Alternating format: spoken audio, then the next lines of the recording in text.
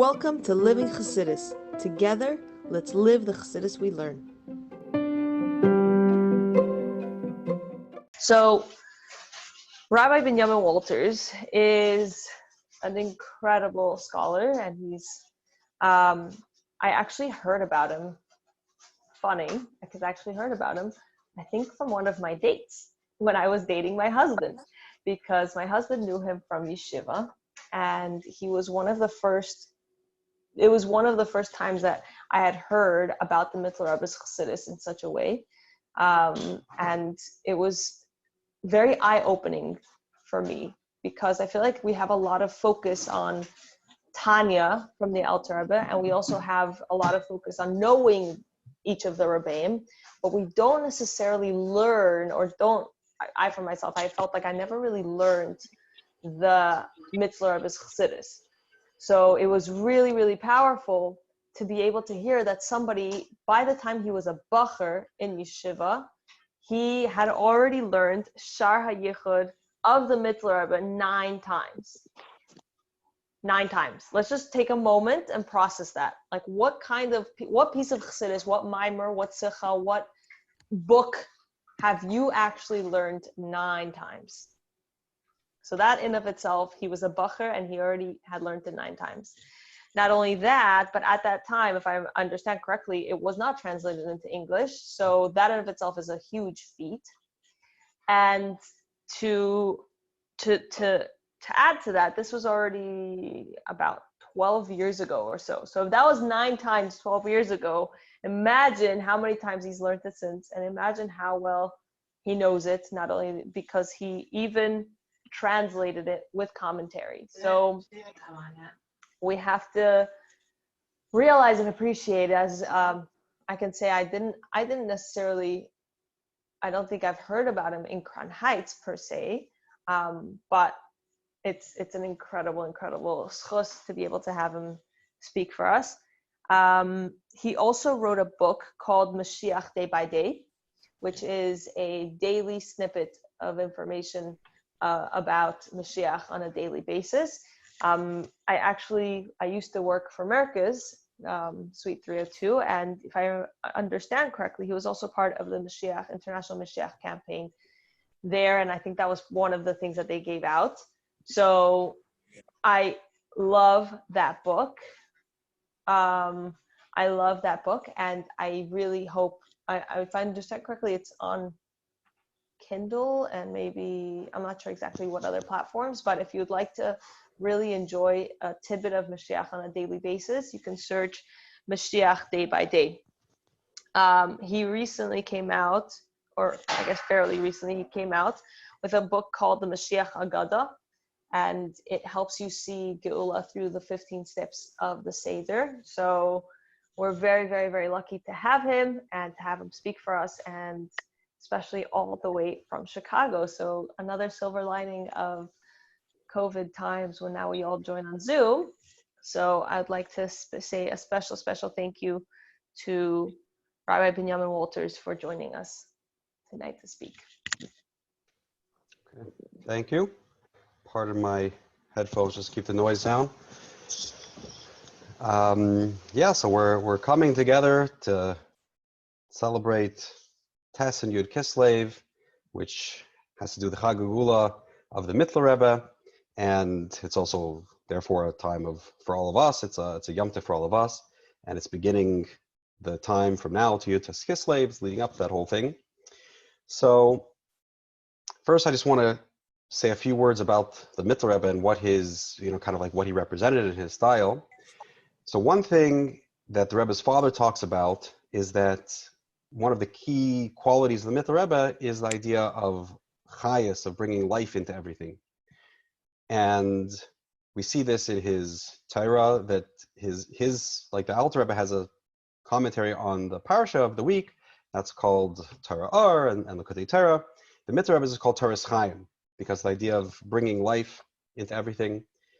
And we see this not just in his style of teaching. I mean, the Mitteler Rebbe was made in charge of teaching the younger students. And so he was like the mashpia, he would teach them and farbrengs with them and everything.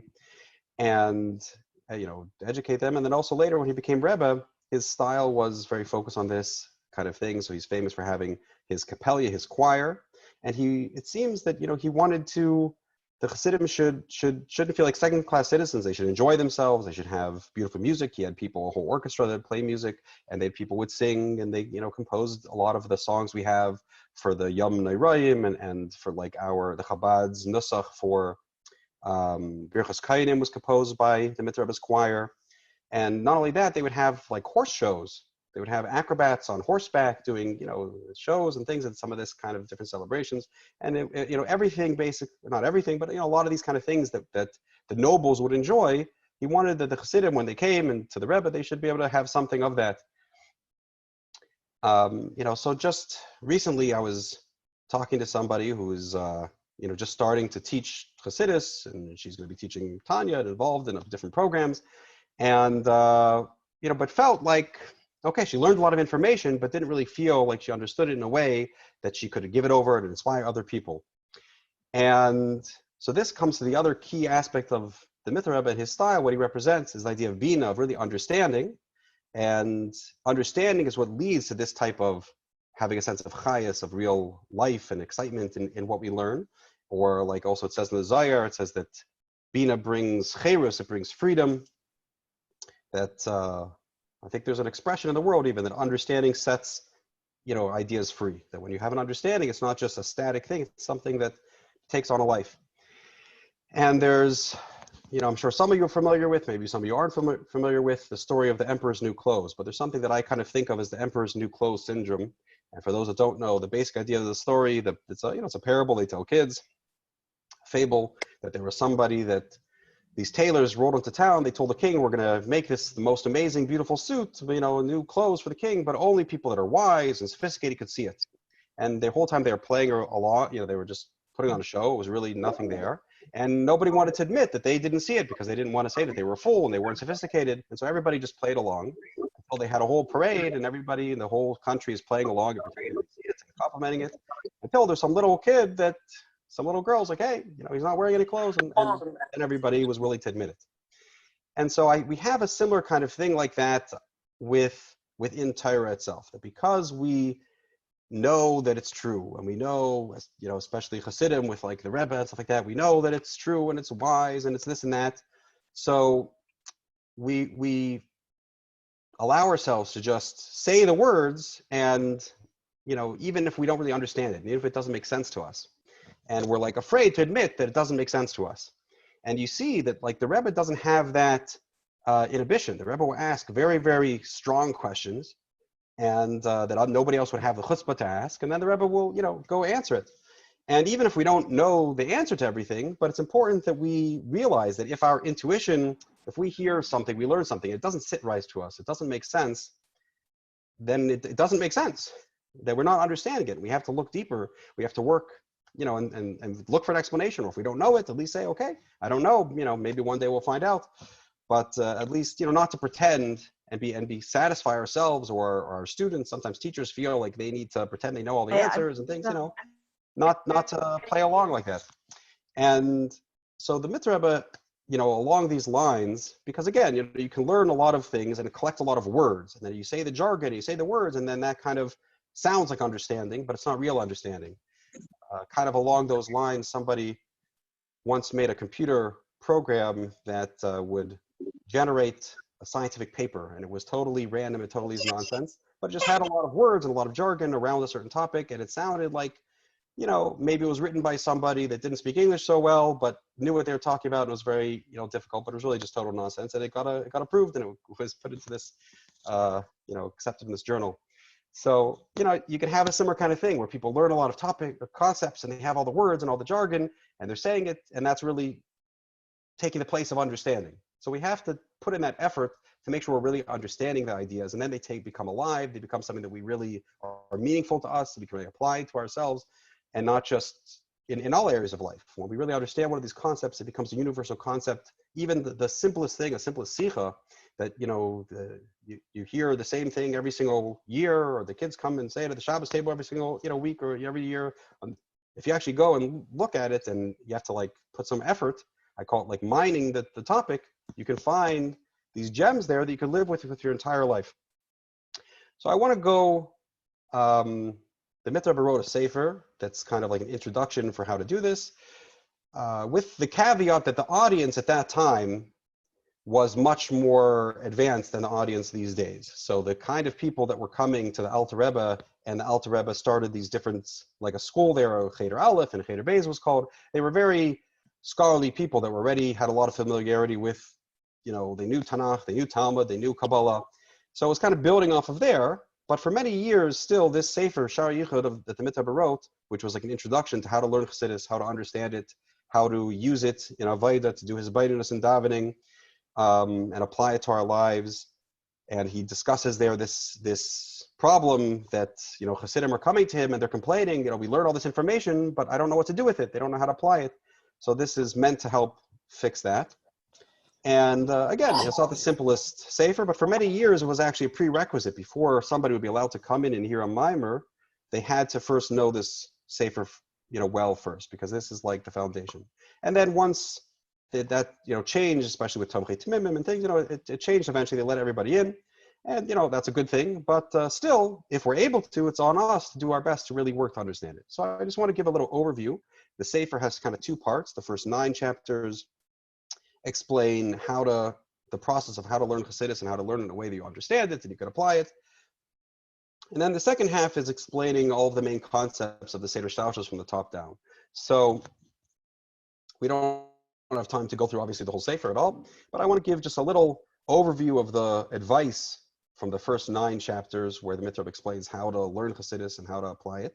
And then we'll pick one topic and try to go through it a little bit. And hopefully this will give a little bit of a Pesach, an entryway to be able to do this. And it is work. I mean, honestly, when I, just started out working on this, I really wanted to understand it. I really wanted to be able to apply it and do what it's talking about, do Hisbonenus.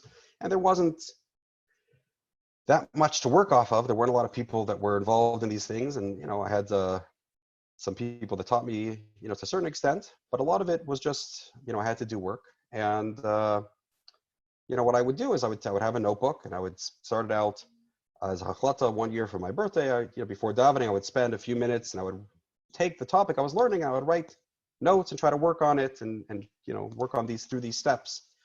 And, and over the years, I found that kind of process of really sitting down and because it's hard just to sit and think, but sitting down and writing notes and things like that can really be helpful. So anyway, let's take a look at this, these different steps. So the first thing he talks about in chapter 1 in Perek Aleph is what does it mean to really understand something? And this is something that applies, this is just educational theory. This applies to studying and learning anything. If you want to teach, a kid the Aleph Beis, you want to teach a kid what color, what the color red is, anything, you have to kind of go through these steps. And if anybody is into teaching and curriculum design, there's a thing called Understanding by Design that, talks about some of this stuff. The sefer of the Mitteler Rebbe is called Shaar Hayichud. That's the sefer of the Mitteler Rebbe. So the steps are, and I'm not going to get into all the technical details of the terminology he uses there, but the first thing is that there has to be some sort of quality experience that you could have with the topic. And so that's either through like a hands-on activity or it's through a mashal. If you give somebody a mashal is some sort of example where they can see that idea in a very simple sense in their life. And when it comes, a very important thing that when it comes to mishalim, when it comes to understanding all of these examples and metaphors that are given in Chassidus, you can't have, that part can't be with Kabbalah Sol. Like there's a story that there were these 2 Chassidim, they were learning Torah or Lekutei Torah, whatever it was, and there it mentions that most of the world was covered in water. And the one guy turns to the other, says, I don't know, I've been to Leipzig, I've been to Krakow, I haven't seen so much water. So he says, well, I guess this is one of the things you have to take with Kabbalah Sol. You just have to accept on faith. So that's not the way the Mishalim are meant to be. And so the first most important thing, and one of the key things that really helped open up understanding was that I was taught is that the first step is always to focus on the mashal, make sure that you really understand it. And the mashal should be something that you really experience in your life. something that is not, it's not something that you have to take on faith. It's not something that has to do with religion or Judaism. It's just a fact of life, something that you experience, that everybody experiences, the little kid experiences and adult experiences, something that you can really relate to and really understand. And that's the first thing. Make sure that the mashal is something that's really real, concrete, and try to see examples of that mashal in your life and see, you know, that experience. So that's the first thing. The second thing is that in every idea, you're going to have more than one explanation, more than one mashal, and you have to start comparing them. What's the difference between this one and that one? And in Chassidus, it's never just being poetic. When it brings more than one example or more than one mashal or explanation for something, there's always a little bit of a difference, and it takes sometimes work or research to figure out what is the nuance, the subtle difference between one and the other. But if you look for it, it's there. And this is, you know, like, again, in learning anything, if you want a simplest example, you want to teach a kid, again, like the color red. So you show them a red car and a red book and a red thing. And at first you point to it and say red, red. And at first he just thinks if you show him a red car, he thinks the whole thing is red. But then you show him a red apple and you show him a red book, and eventually he's able to separate out and generalize that idea of what it means to be red that's separate from the car or the apple or the book.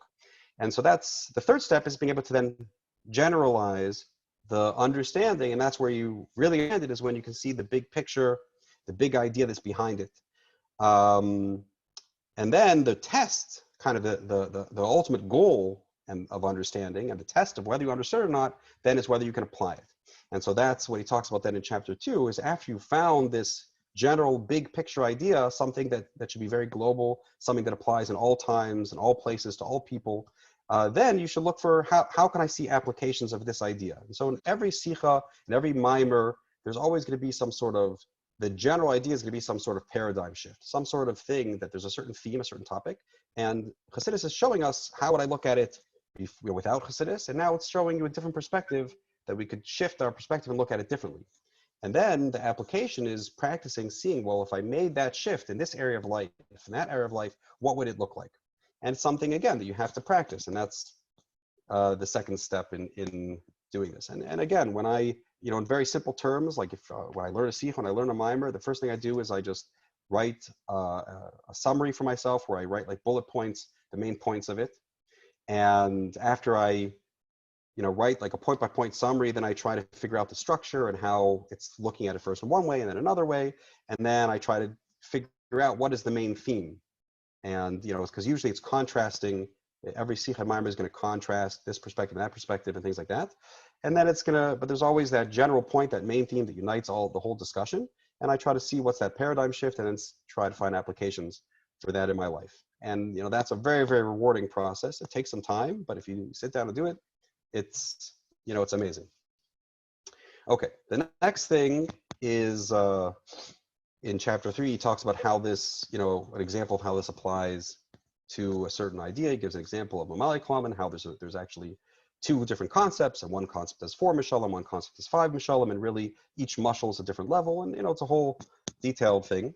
But the idea is that every single that we talk about these ideas, and we can just think that we understand them because we have this very basic, we could throw the term around Mamali, but really there's a lot of details to really understand it. And when you have that detailed, rich understanding, it's something that you can really apply. Okay, the fourth thing in chapter 4, he talks about that in anything we're studying, we always have to keep in mind the balance between two parts. There's what's the prat and the klal, the specific and the general. So we want to, on the one hand, keep in mind the big picture so we don't lose sight of it. The ultimate purpose of why we're studying all of these things is to, connect to God. And we have to remember that that's the ultimate purpose, to see God's unity. But the details that we're going to be studying might be very specific things that don't, on the surface, have anything to do with that topic. We might have to learn something about science, about physics, or about medicine, or about psychology, or, just think about these other types of, aspects that don't initially on the surface relate to our ultimate goal. But when you understand those concepts and you put them all together, they're going to fit together into that big picture. And so that's the something to always keep in mind, that we, on the one hand, we need the details to have a true understanding so we don't fool ourselves. We really make sure we understand it, and we have to get specific, but we don't want to lose sight of the forest. We don't want to lose the forest for the trees. So we have to balance those two. Another thing And so, practically when you're learning something, you want to make sure that you focus on each detail and really understand it, but you always want to every now and then come back and check, okay, how does this fit into the big picture? And you want to kind of go back and forth. The fifth thing, which he talks about in Parak Hay, is that whenever we're studying any idea in godliness, there's always two aspects.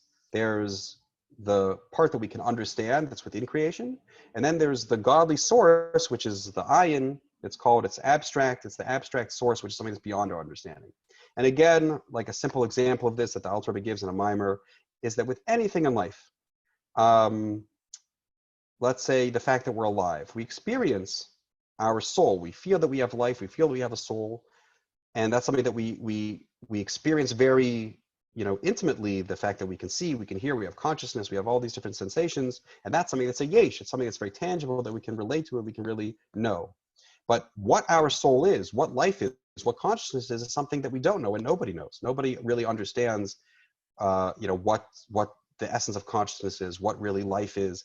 It's something that's really beyond us. And it's, even though we experience it, we feel it, but it's something that is beyond the human mind, human intellect's ability to describe and define. So even though we can kind of connect to it, we can, experience it, but we can't really define it and wrap our head around it. And this just has to do with the limits of human intellect. It has to do with just having this humility, and of recognizing that there's always the limits of what we can know and understand. And it's very, very important to always remember that we should, on the one hand, try to understand whatever we can understand, and on the other hand, have the humility to always recognize the limits of what we can't. And sometimes people, with all of these things that we need to balance, if we just do the one, if we just focus on what we can understand, that can lead to certain arrogance where people kind of pretend that they understand more than they really do and they don't recognize their limits. On the other hand, if a person is just kind of has a false humility where they say, we can't understand these things, it's beyond us, then they're not even going to try to understand what they can. And that's not appropriate either. We should do our best to understand God and his unity in the Torah and all these things, and not say, oh, it's beyond us, we can't do it. And that have a kind of a false humility. So we have to balance those two. Then in chapter 6 in Perek Vav, he talks about we have to balance emotionally two feelings when it comes to in order to have the correct motivation to be successful. And this is something that applies in general to Avodas Hashem. This is really just the balance of Ava and Yira. Ava is the idea of doing something with a sense of personal, intrinsic motivation and enjoyment. But here he talks about it as having a sense of joy, and on the other hand, having a sense of distance. And so basically, this ties into what we just talked about with the Yesh and the Ayin, that we have to have a real joy and enjoyment in our accomplishments. So when we learn something, we understand it, we should enjoy that and appreciate it and feel good about those accomplishments and be able to, have that sense of tangible satisfaction and tangible accomplishment. But on the other hand, we should always also have a certain humility and a certain sorrow and a feeling of distance and feeling inadequate, that recognizing that no matter how much I understand, I'm not really able to fully understand God. No matter how much I do, I'm never going to be able to really do justice to serve God in a way that does justice to his glory and things like that. And it's very healthy to have that balance of those two things, that we should be, happy and feel joy and satisfaction from our accomplishments. But on the other hand, we should never be satisfied. We should always feel that it's, inadequate. There's always more to do. We can always grow. We can always get closer. And again, if a person just has one without the other, that's not healthy. If a person just focuses on the accomplishments and they're going to, eventually stop growing because they're going to feel like, okay, I made it, I did it, and that's a lot of times happens. Person has a checklist and they accomplish their checklist and they feel like, okay, I'm done. On the other hand, if a person just focuses on their inadequacy, then they'll say, what's the point? I can't do anything. And this is actually the point of the very first discussion in Tanya, this idea of that, how do you keep motivated? If you think you're a tzaddik, you're not going to do anything. If you think you're a Russia, you're not going to do anything. And so you have to have this, one of the ideas of the Tanya, the idea of like being a Beinoni means somebody that's like on his way. It's in middle. He's on the journey. And so we always have to look at ourselves as being not a tzaddik and a Russia, are terms that imply that either we've succeeded or we failed, and that's like a dead end. It's just it's something that's an end. But the idea of being a Beinoni is the idea of having a feeling that I'm in the middle of a process and I'm learning and growing and I'm on the way. So that's the proper approach in general with serving Hashem and with doing Hisbonenus and learning Chassidishe, that we always have to feel that we're on the way and there's always more to do and always more to grow and have that healthy balance of those two. And this is something that talks about, for example, in the idea of in Ba'ated Tzav, about feeling kosas lamar, always feeling crushed that Mashiach isn't here and godliness isn't revealed. So always have to have that healthy sense of, and you see that very much by the Rebbe. The Rebbe was always happy but never satisfied, and having that balance. Okay, then once we start putting this all together, he talks about the idea of making what's called a Yichud, where we start to see how all the details of the Seder Shtalshus all fit together into one big picture. And the ultimate goal is we want to see how it's transparent, how God is here in front of us, that when we look around at the world, we don't want to feel that we need to escape reality, escape the world to connect to God. We want to say, no, God is right here before us, and we should appreciate the beauty and everything in the world around us. And that's the idea of making this Yichud. And that comes in two flavors. One flavor is Seviv Klamen, which is appreciating that there's a certain essential godly unity that unites us all and harmonizes everything and transcends our differences. And so that's, when a person looks at that, we see the unity and the harmony in all of creation. And that's one aspect of God's unity. And then there's another aspect, which is appreciating how even in the details, that God is not just something, this transcendent reality, that really it's just everything is him and the details don't matter. But he chose to create this world and express himself in these forms. And so we should appreciate the godliness in the things around us, in the details of what we see. And that's the idea of the Yichud Amali Klamen. And actually it talks about elsewhere that there's this idea that Chassidus, the Friedrich Rebbe talks about how Chassidus really has these two expressions that encapsulate the idea of Chassidus. And one is that God is everything and that everything is God. And he explains, the Rebbe explains that in a letter, the difference between these two is basically this idea that even though they're both true and they're both the idea of God's unity, but one is focusing how everything is really him. That's this kind of Seviv Klamen unity. We're seeing that we're kind of, tracing everything up to its source, and then the details disappear, and we're kind of ignoring the details and saying we're really, in its essence, at its core, it's just God. It's just God choosing to do whatever he wants, and the details don't matter. And it's, there's something about seeing that, but then we want to also bring that back down, and that's the idea of more like Yichud Deilah, making an upper unity. And then we want to bring that back down and say, but yes, God could do whatever he wants, and he chose to do this, and appreciate the beauty and be able to be present, feel that we're, that the world doesn't matter, the things around us don't matter. And so that's this idea of that everything is him, and then he is everything. So we can actually find God in everything around us. And that's chapter 7 and 8, talk about those two different Sevim and Malay types of Yichudim. And then chapter 9, he talks about that, in everything we learn, we have to always recognize and balance that there's the idea of a tzimtzum. And so there's the essence that's before that tzimtzum, before that concealment or contraction, or like the Rebbe calls it elsewhere, like a mask. So we have to be able to see behind the mask, behind the curtain, to realize that there's that unchanging godly essence, and then recognize that there's the reality after that tzimtzum, after that mask, after that curtain, where we have diversity, we have all the differences, and be able to see both of those and recognize the difference between them. Okay, so that's his basic, kind of game plan, and it's a lot, but it's very important to, the main thing with all these is to have that balance. First of all, to sincerely want to understand and be willing to do that work and put in the effort to really think about it and not be satisfied just saying the words or hearing it, but really trying to understand it. How do I see it in myself, and how can I apply it, after I've understood it?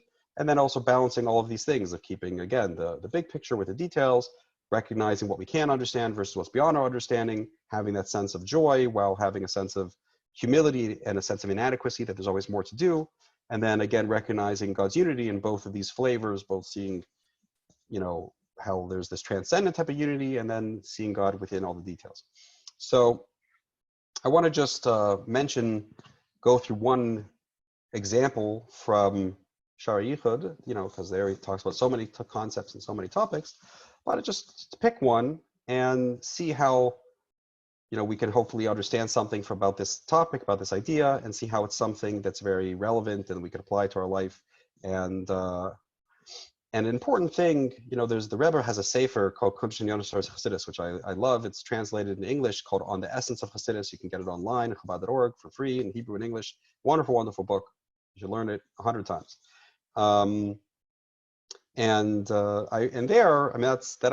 That sefer helped me understand the structure of Hisbonenus and how it all fits together very well.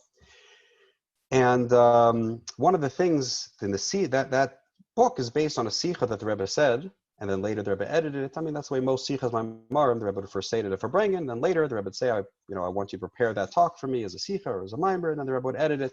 And this one, they prepared for the Rebbe, and he wasn't satisfied, and the Rebbe kind of rewrote it himself. But if you look at that original farbrengs, I believe it's Tafshin Chafei, it's Tes Kislev Tafshin Chafei. So there the Rebbe talks about the idea that Hafatzas Mayanis needs to be without, the Rebbe says, like in the terminology of the land, without a copyright. That it shouldn't be that a person feels like, competitive or that they have, any sort of exclusivity to it. And so again, the greatest, I think there's such treasures that are, hidden within every, even at the surface, but definitely when you dig deeper, there's such treasures hidden in every word of Chassidus, everything. And my greatest hope is just that more people should be involved in mining it and going through this kind of process. And I feel like these topics, these ideas, like, we're gonna give one example, but really every topic, every concept, and every sikh and every mimer, I feel like you could create a whole, Wikipedia style type of thing where people could post different examples where they, different examples of them show mashal in different applications and how you see this idea applied in this area of life, and you could just, people as a community could come together and just work on it and develop it. There's so much potential. Each person has what to contribute, and it should definitely be something that's in the grassroots and everybody's involved in it. It shouldn't just be somebody that's exclusive. You have to come to hear a shiur or something to learn it and benefit from it. So let's give a little example and go through it together, and hopefully you all continue to work on it and think about it and extend it and maybe do a similar process for other things. So this idea, it's something that came up recently. Somebody was asking about it, so I just decided to pick it. Is the idea of it talks about in Hayichud in chapters 16, 17 about the idea of igulim v'yosher, which again in Kabbalistic terminology, this is the idea, very esoteric. Like people always like to say, oh, it's a high level. This is a high level, and that's even higher level. That's even higher level. Everything's a high level. So. But again, if you don't understand it, it's just words. But the basic idea first of the words, at least, is that it describes that when the process of creation of the world, the spheros go through two different modes. There's two different ways that they happen. First, they happen in a way that's called igulim, which means circles. And the way that the analogy they give is that it's like concentric circles. So first there's a big circle or big sphere for Keser, and then there's a little finite line that goes down, a little line drops down, and then it blows up, like if you think of like a bubble inside of a bubble, then it makes another sphere for Chachma, and then it actually describes it in Eitz Chaim as like skins of an onion, right? So you cut an onion and you have these concentric rings. That's the idea. So you have an outside's Keser, and then Chachma, and then Bina, and then Gvura, Netzach, Chesed, Gvura, Tiferes, Netzach, Chesed, Malchus, it goes all the way down. So that's the first mode, and that's the mode that's called Igulim, the circular spheros. Then there's the other mode, which is, if you ever see the diagram of the spheros where they look like the shape of a man, a person, where you have, the three lines and the Keser is on top, and on the right side is Chachma, the left side is Bina, and then Das is in the middle, and then Chesed's on the right, Gvura is on the left, and Tiferes is in the middle, and again for Netzach Chayid Yisayid, and then Malchus on the bottom. That's called the structure of Yesher, where it's in the form of a man, and they form into these lines. And so that's the basic idea. And there's a lot of details to talk about that. But the main point that he talks about there is that there's this idea that it talks about in Kabbalah about it, which he wants to explain, is that it says that in the realm of Igulim, in the realm of those concentric circles, the higher sphera is Keser, and inside of it is Chachma, and then the bottom one is Malchus. And so the best one, the greatest one, which is Keser, is on the outside, and Malchus is the lowest one is on the inside, is the innermost. But when it comes to Yesher, it's the opposite, that Malchus is on the outside, and then inside of it is Yesod, and inside of that is Netzach and Haid, and finally, the Keser ends up being like the innermost nugget that's hidden away on the inside. And the simple mashal for that is like the human body, that you see that on the outer layers of a person is their more external limbs, like the skin and the flesh and bones and on, and the brain and things, those kind of internal organs are hidden away on the inside. That's the basic mashal for it. Okay, but let's try to understand it. So let's go through these 9 steps as best as we can in the time that we have. So the first step is we need to really understand it. So we need a mashal, and the mashal has to be something that example or that metaphor has to be something that we can really relate to in our life. And so the example he gives is that when somebody wants to, buy a house or build a house or something like that. And so the important thing to recognize there is that there's really 2 different realities. There's 2 aspects of the process. One process is that there's the internal reality of the person. So if a person's coming to like a decorator or a designer, they're going to design their dream home or whatever it is. So there's 2 things going on. One is the person has to look inside of himself and say, what do I really want? What's really my preference? What's my desire? And that's something that's an internal world. You're looking inside yourself. It's an internal reality. Then and for that, when it comes to that, only the person knows what they want, right? No expert can tell you what you want. But then when it comes to the practicality of how to actually build it, how to actually, design it, how do you make it functional? So then, the experts, the designers, the engineers, the contractors, the builders, they know how to actually, put it together. And there's this external reality. And that external reality you have to deal with costs and, space and all these kind of practical concerns.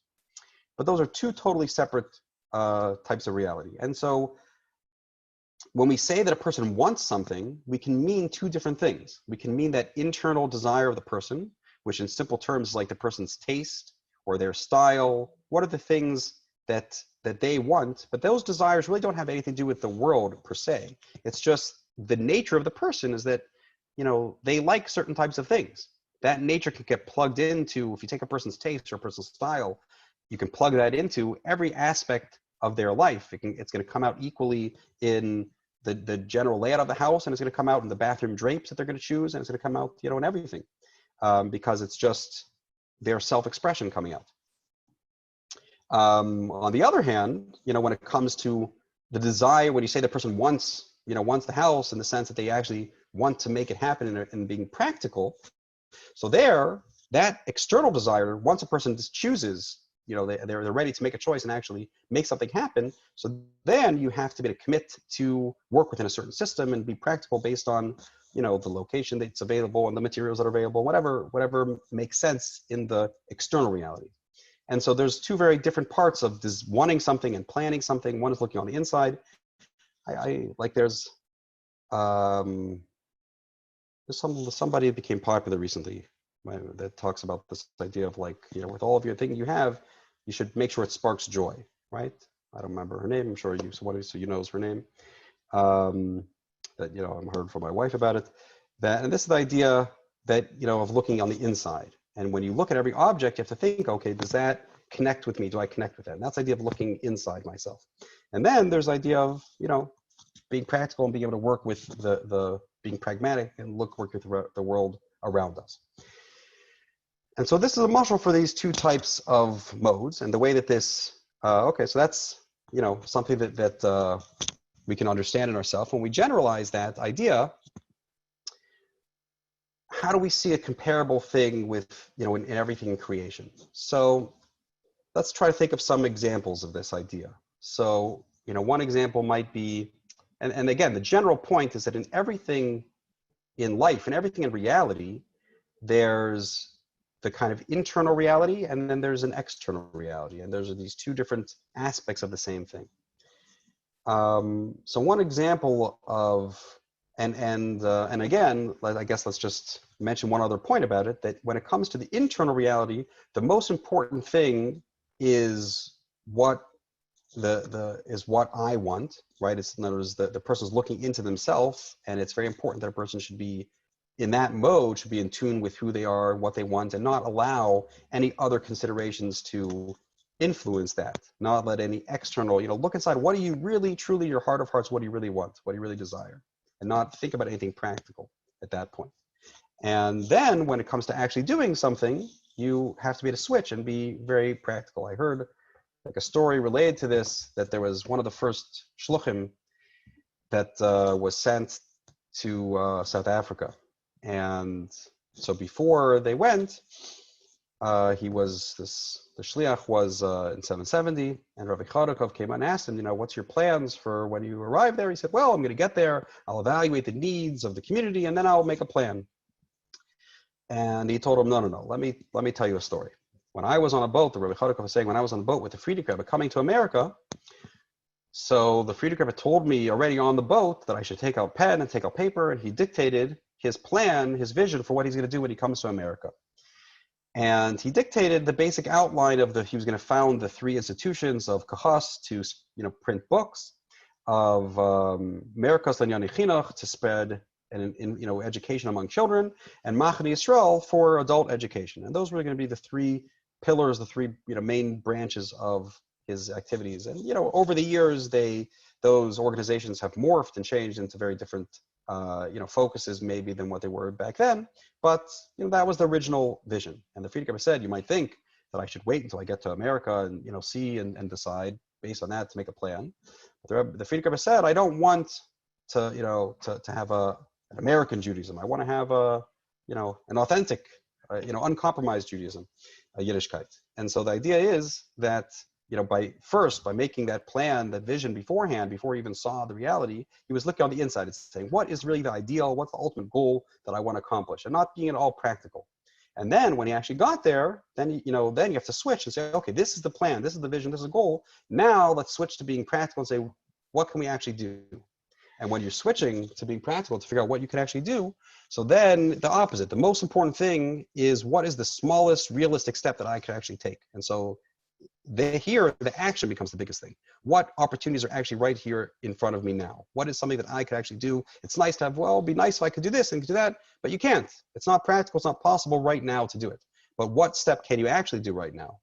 That is practical, that is possible, so do that, and that will lead to the next step, and that will lead to the next step, and eventually you'll be able to get there. And so again, taking this idea and generalizing it to other areas of life.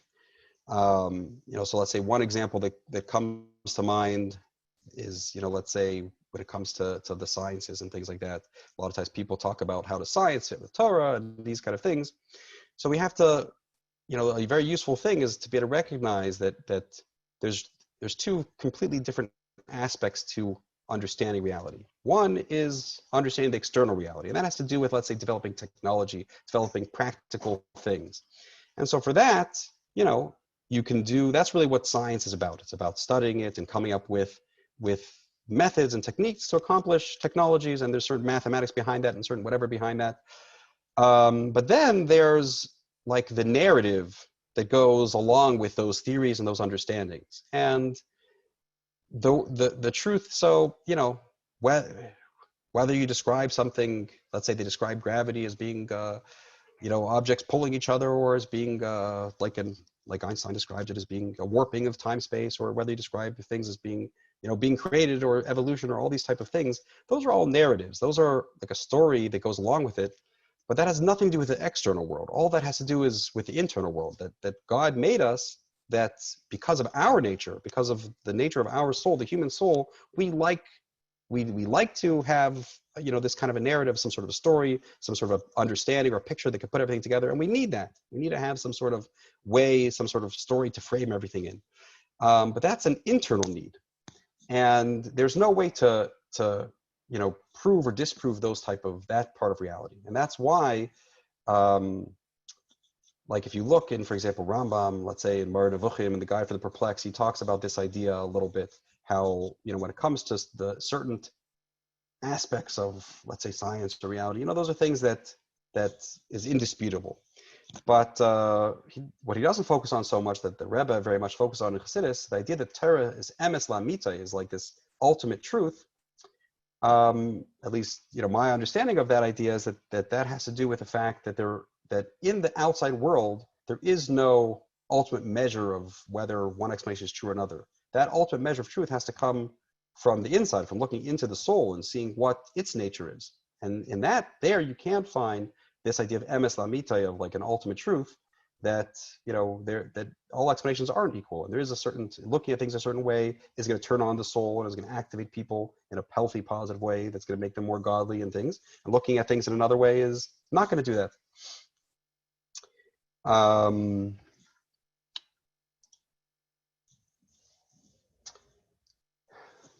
So somebody has a question, I'll get to that in a minute. Okay, so other types of applications of this is, for example, we're coming up to the parasha of Vayetze, and very often Tes and Yud Kislev have, fall out and is connected with parasha Vayetze, which so we have in Toldos and Vayetze the whole discussion about Yaakov and Esav and all these kind of things, and so the Yaakov and Esav represent these two. Was famous. They represent Tohu and Tikkun. And this idea of Yigulam and Yosher is the source, is the original root, the basis for this idea of Tohu and Tikkun. And so Esav represents, actually the higher of the two, he represents this idea of the internal, looking to the internal reality. And Yaakov represents the idea of Yosher, of the idea of, looking at the external reality. And so what does that mean in simple terms? In other words, Esav was somebody that was looking inside of himself and he's saying, this is what I want. And he wasn't willing to compromise and give up what he wants to be told what to do by other people and by systems and things like that. He's, he was going to do what he wants to do, and that's it. And so that's why, in a way, that can be a good thing, because it's like you want to be true to your inner self, but it can devolve into a bad, negative thing of just being rebellious and being destructive and things like that. Yaakov, on the other hand, was somebody that was, being very practical. He was going to, sit and learn and be good and do what he was told, and he'd listen to his mother and listen to his father and all these kind of things, which, at first it seems very stifling to just, do what you're told and work within a system. And so there seems to be this conflict, and you see this conflict in life in general and within each person. Like somebody once came to the Rebbe and he said, what should I do? I have this thing inside of me that I just can't handle being told what to do.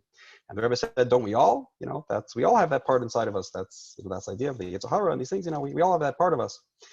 And again, that part of us, in a certain way, comes from a deeper place. And so it's very important to recognize it and appreciate both of these things. So, for example, in my work in education, I used to be involved with a high school program. We did a lot of things with like at-risk teens and in general, teenagers.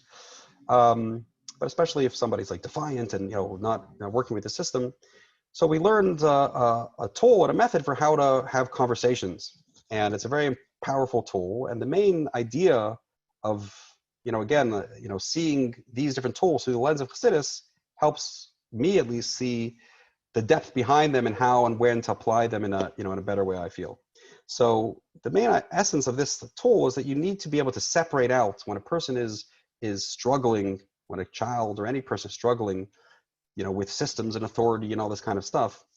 We have to be able to separate out these two separate parts. In other words, there's the internal and the external part of it. And so the first thing is the person's internal reality is basically how they feel, what they're experiencing. And that's basically their emotions. They're feeling frustrated, they're feeling angry, they're feeling, what hurt in some way. And so you have to understand that and validate it. And then there's also the thing that they did, let's say, as a reaction to that, which wasn't good. And so, it was a whole process of an interview, first saying, okay, tell me what happened. Don't tell me with the interpretation. What would I have seen if I was there? And so just get those facts straight. That's first getting the external reality straight. What were just the external actions that happened? Then let's talk about and validate how the person felt. Well, it sounds like that when this happened, you felt this way, it made you angry, it made you this and that. And yeah, I understand that. And, find an example of that in yourself. I can relate when I remember when I was your age or when this happened, I felt like that, I could totally understand that. And it's healthy, it's valid. That's what you should feel in those kind of situations. Then, you switch back and you say, okay, but the way that what you did about it, that's not okay, right? The external expression of it, that's not okay. And there's these boundaries. And, and if you do it again, then this is going to be the consequence. And so after you lay down those kind of external things, then you switch back again to the internal thing and say, okay, now that you've finished your role as kind of like, laying down the law and being a policeman, you switch back to being like a coach and say, what can I do let's figure out what I could do to help you, to make it easier for you next time, to avoid those kind of triggers, to what kind of skills could we use, and so you switch back and forth, and it's a very important skill to learn to disentangle, because a lot of confusion, a lot of difficulties, whether it's just emotionally or psychology, but also in like Avodas Hashem and all these kind of things, come from entangling these two parts and not being able to recognize that there's two separate worlds here. We have to be able to separate them and see each one and deal with each one a little bit separately. But then ultimately, and this was actually like the Hayom we had a few days ago, that the ultimate idea of Chassidus is being able to put the two together, being able to put the soul and the body together, being able to put the physical and the spiritual together. And that ties back into this idea of putting like Tohu and Tikkun together, which the Rebbe says is, the idea of bringing Mashiach is where we can bring the lights of Tohu into the Kalim of Tikkun. We have to be able to unite these two things. And so, in simple terms, the Rebbe wants that we should have a strong sense of identity and not feel that we ever need to compromise on that. Like that our Jewish soul, our neshama, can never be in a gullus, and we never have any reason to compromise on who we are and what we stand for. And we have to have that strong inner sense. But then when it comes to actually accomplishing things, we have to be able to be, practical and take a step at a time, and sometimes work and make compromises and things like that. But the compromises are only in these external things, not in the fundamentals. Like, for example, when the Rebbe was interviewed once and asked about how, his opinion of Reform Judaism, for example, stuff like that. So he said, in life, we all need to make compromises. It's a healthy thing. It's an important thing. But we shouldn't make the compromises holy. So it's okay to say, I'm not able to do everything. So do one little thing. Do what you can. Somebody, when the Freedom Cab first came to America, there were some people that felt it was a chutzpah. What are you doing here, coming and telling us what to do? This rabbi, what does he know? And they decided to tell him off. And he came and he greeted them with a lot of respect. And he said, the Freedom Cab told them, listen, they said, what do you want? What do you want from us? So he said, there are 613 mitzvahs. I can't do all of them. A lot of them you can only do in the base of Mikdash. Most of them we can't do even. But I do what I can. So that's what I ask from you also. I know you can't do everything, but do what you can do. Do what you can to grow. And being able to see things in that way really comes from being able to see that there's this deeper essence that unites those two, that's higher than those two, that who we are is really, there's this deeper essence that's in those inner preferences, but there's also a part of us that's in that ability to choose and commit to external actions and being able to be flexible. And that's the idea, like in godliness, that God can express himself in being Ein Sof, being unlimited and just being his natural self, which wouldn't give a space for the world.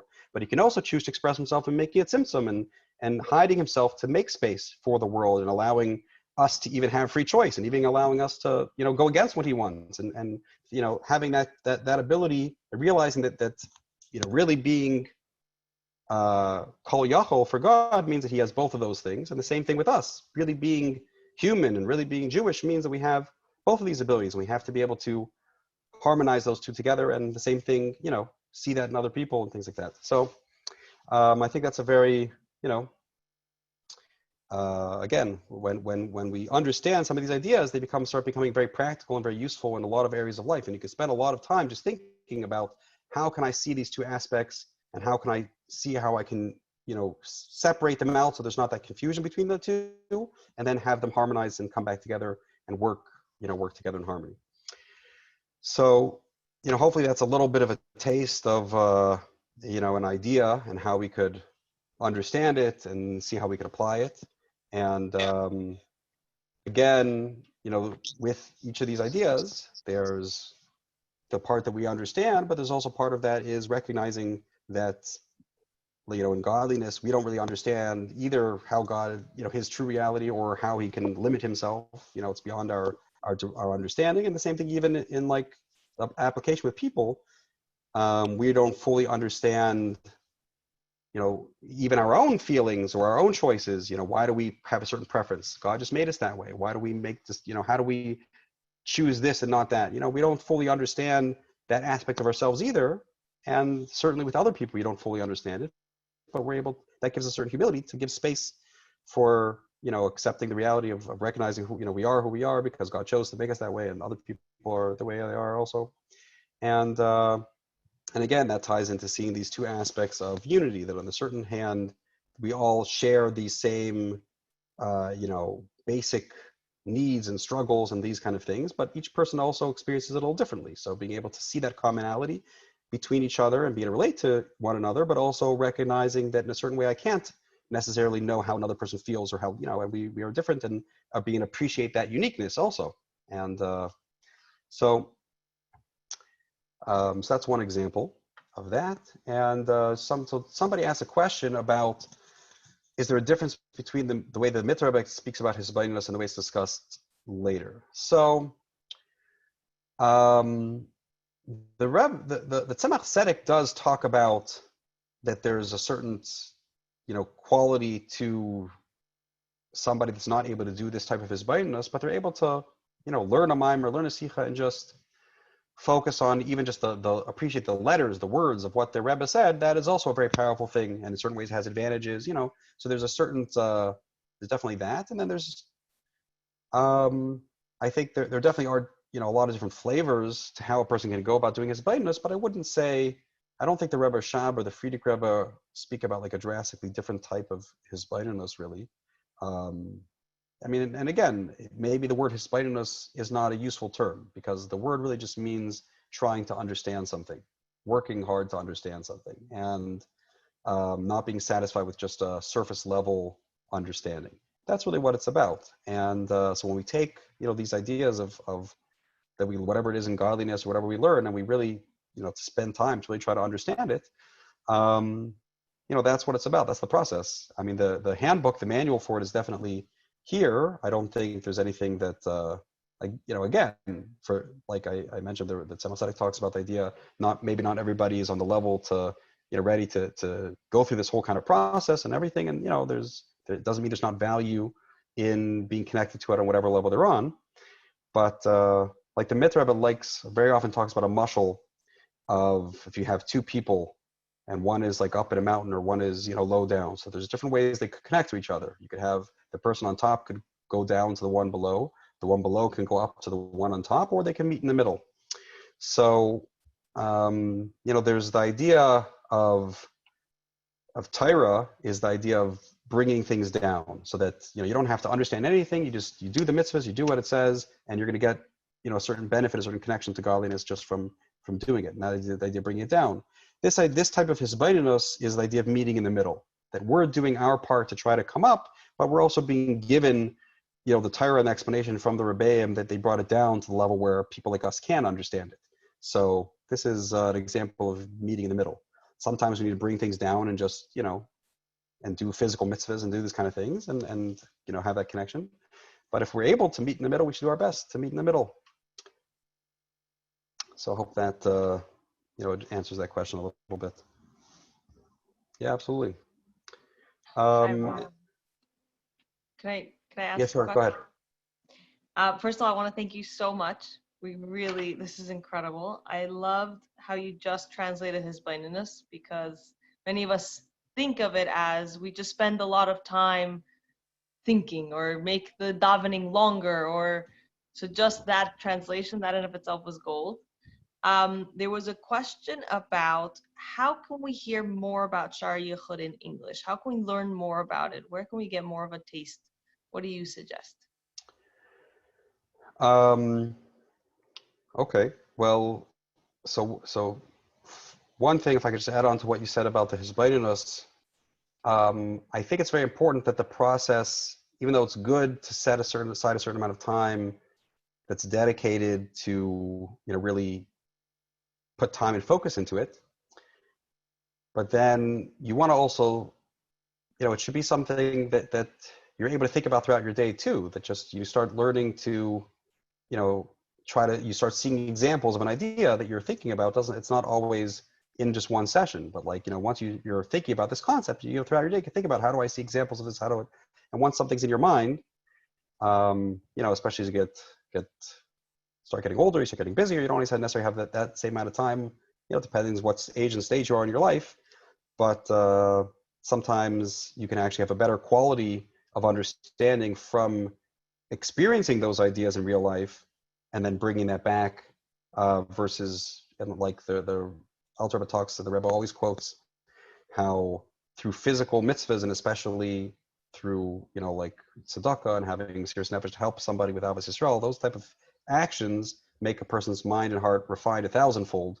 And what would take a person 1,000 hours to understand, they can understand in an hour. So definitely, if you find ways to apply these ideas, like, for example, to speak to somebody, relate to them more effectively with this type of a technique, that's going to make these ideas something that we really understand and experience. And so, yeah, definitely, it's a process that's not just limited to sitting down before davening or during davening. It's should be all the time. And then as far as the second question, so somebody recently started a WhatsApp group where we're posting some shiurim on it, and then there's a translation that I worked on which was never completed, but is available to anybody that wants it. Happy it's available on that group. I'm happy to share it. It's also somebody put it on Amazon, so it is available if you want a printed version. So some of the older shiurim that I did are available online now. I think it's like Jewish Heritage Audio or something. I forget what it's called, but it's if you Google Seder Hisbonenus, Rabbi Walters, you should be able to find it. A friend of mine also has a wonderful website called Neirot.org, I believe, where they have some translations and different things, and also there's some other translations that I worked on with them there too. There's one of the Mitteler Rebbe's book about davening called Kodesh Inyan Tefillah. So I translated that a while back, and they edited it and put it on there. I think it's called Praying for Passion on there. So there's definitely a lot of resources. Recently, somebody on the group posted actually a website one of their daughters was working on, which was very impressive to me, that they were summarizing the chapters in Shaar Hayichud beautifully. It's very, very nice stuff. So yeah, there's thank God there's a lot of resources that are out there. Thank you so much. Can I ask you another question? Sure. If I remember correctly, you spoke about the concept of a mashal, and you used the color red, the apple and the truck or the whatever. And you used it, and the way you explained it was in the sense of steps. That the first step is the association, if I remember correctly how you said it. The first step is association and understanding, and then the next step was to be able to generalize. So not just see the color red in what your parents showed you as red, but also see something else that you haven't recognized before and generalize, oh, that is red. And then the third, or you see, this is where I'm getting confused if I miss something, but the next step after that is to be able to see this application in other things. So do you mind recapping those steps to make sure? And yeah, sure.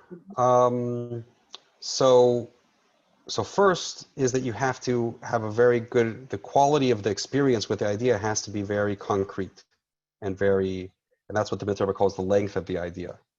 But in simple in education terms, it's just it has to be so the only way that you're going to explain to a kid red is you have to get something red and put it in front of them, point to it and say red, and they can experience it.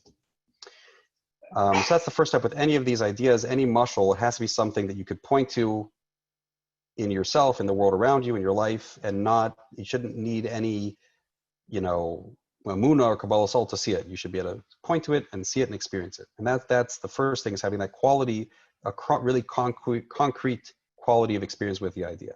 Until you get that, it's kind of it's a little bit of a waste of time. I mean, to go further, or maybe it's a mistake to go further if a person's impatient.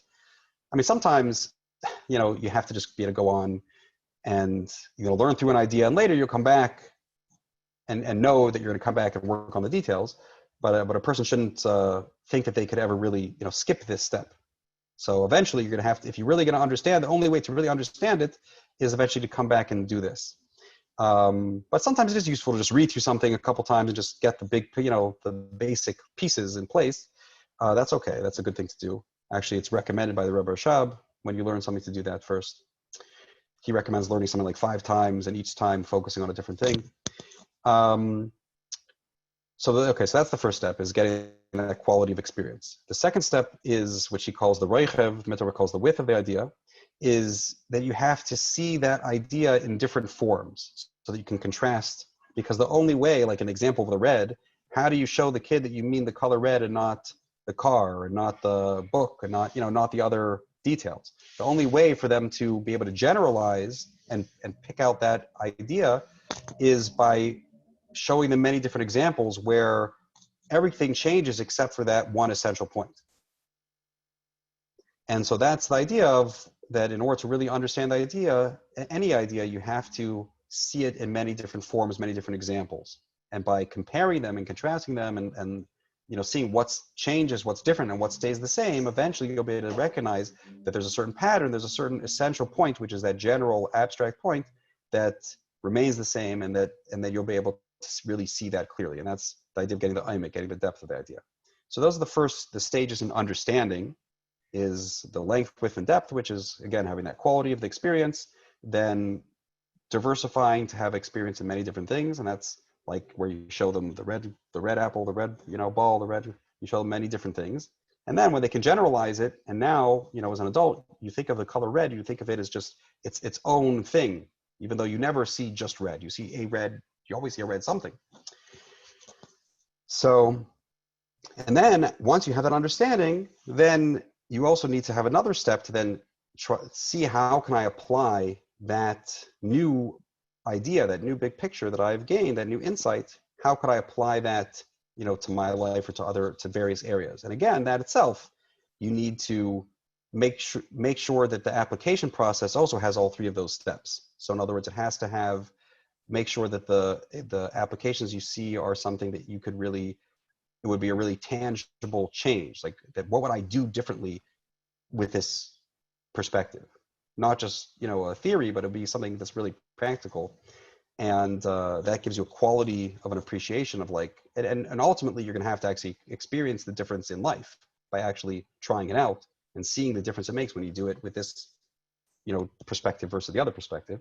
That quality of experience, and then when you experience that in many different forms, not just in one aspect of life, but you start seeing it in many areas of life, that's where a person really gets a depth of that applied type of understanding, which gives them the ability to really give advice and really, have that superior type of quality, be able to really explain the idea to other people and really, give them advice and use the information. So it's also a process you need to practice and work on, just like you need to work on getting that abstract idea. You have to also work to bring it back down.